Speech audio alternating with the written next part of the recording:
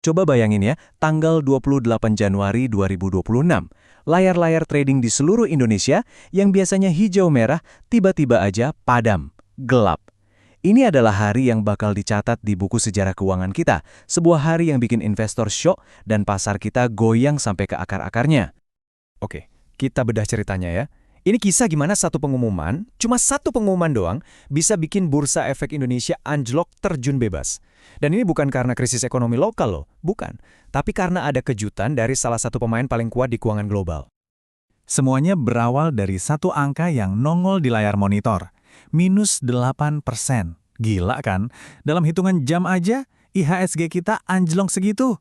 Coba bayangin, triliunan rupiah nilai pasar itu hilang begitu saja. Lenyap. Biar kebayang parahnya ya, angka ini bikin Indonesia jadi pasar saham paling boncos se-Asia hari itu. Paling parah. Sementara bursa tetangga kayak Singapura atau Jepang itu adem ayem, malah ada yang hijau. Pasar kita, ya itu terjun bebas. Karena aksi jualnya udah brutal banget, regulator sampai harus turun tangan. Mereka pencet tombol darurat, semua perdagangan di stop. Trading halt. Nah, pertanyaan besarnya kan, apa sih yang bikin semua orang panik kayak gini? Ternyata pemicunya itu bukan dari dalam negeri, bukan. Ini datang dari sebuah pengumuman yang jujur aja kayak bom waktu dari salah satu penjaga gerbang keuangan dunia yang super power. Yuk kita kenalan siapa mereka dan apa sih yang mereka umumkan? Nah, ini dia biang keladinya, MSCI atau Morgan Stanley Capital International. Gampangnya gini, anggap aja mereka ini kayak wasit atau pemberi rating di dunia investasi global. Dana-dana investasi raksasa di seluruh dunia itu pakai indeks mereka buat nentuin mau taruh duit triliunan dolar di mana. Jadi kalau MSCI udah bersuara, seisi dunia pasti dengerin. Jadi semalam sebelum pasar kita rontok, MSCI ini keluarin pengumuman. Intinya mereka ngepost Indonesia. Maksudnya apa? Ya mereka membekukan semua perubahan indeks buat negara kita. Nggak ada saham baru yang bisa masuk, nggak ada update positif. Kunci. Terus kenapa MSCI sampai segitunya? Nah, ini intinya. Mereka menyoroti satu masalah krusial, transparansi. Investor global yang notabene ngelola duit pensiun dan tabungan jutaan orang merasa nggak bisa lihat dengan jelas siapa sih pemilik saham A, B, C di pasar kita. Buat mereka, ketidakjelasan ini risiko yang nggak mau mereka ambil. Karena kan tugas mereka itu jaga duit klien. Jadi ya ujung-ujungnya ini soal kepercayaan. Pengumuman dari MSCI itu kayak batu domino pertama yang jatuh. Besok paginya, sisanya langsung ikut ambruk. Dan cepet banget. Kepanikan langsung nyebar kemana-mana, kayak api. Dan yang kena paling parah, saham-saham blue chip. Saham-saham punya konglomerat besar. Banyak banget yang anjloknya cepet banget, sampai kena ARB, auto reject bawah. Itulah mekanisme pengaman pasar yang otomatis ngestop perdagangan kalau harga saham jatuh terlalu dalam sehari.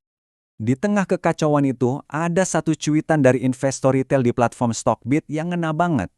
Dia bilang, please lah, kalau kita sudah hopeless, ternyata bursa pun nggak jauh beda. Kemana lagi harapan itu akan disandarkan? Ini nunjukin banget sisi manusianya ya. Buat ribuan investor retail, ini bukan cuma angka di layar.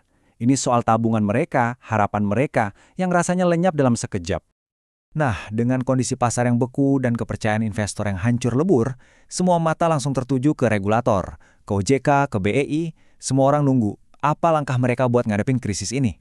Akhirnya, respon resmi keluar. Fokusnya ada 3 langkah utama. Pertama, koordinasi internal antara OJK dan BEI. Kedua, mereka janji akan langsung ngobrol sama MSCI. Dan yang ketiga, yang paling penting, mereka komitmen buat beresin masalah transparansi yang jadi akar masalahnya. Intinya, janji buat bersih-bersih rumah. Tapi, insiden satu hari ini sebenarnya membuka kotak Pandora yang lebih besar. Ini bukan cuma soal pasar saham anjlok sehari. Ini soal resiko jangka panjang buat posisi Indonesia di panggung ekonomi dunia. MSCI nggak main-main. Mereka kasih kartu kuning ke pasar kita, lengkap dengan deadline. Mereka bilang kalau sampai Mei masalah transparansi ini nggak beres, hukumannya bisa jauh lebih berat daripada sekedar trading halt satu hari. Risiko paling gedenya apa? Ini dia, status pasar kita bisa diturunkan. Dari emerging market atau pasar berkembang jadi frontier market alias pasar perbatasan. Wah, ini pukulan telak. Kalau sampai kejadian, dana-dana investasi global yang stabil dan jangka panjang bisa kabur, dan pasar kita bisa dicap sebagai tempatnya investor spekulatif yang suka risiko tinggi, bukan investor institusional yang bona fide. Jadi ini semua meninggalkan kita dengan satu pertanyaan besar buat ke depannya. Kejadian Rabu Kelabu ini adalah wake-up call yang keras banget yang menyakitkan. Pertanyaannya sekarang, apakah kita akan menjawab panggilan ini dengan tindakan nyata, atau kita biarkan saja waktu terus berjalan?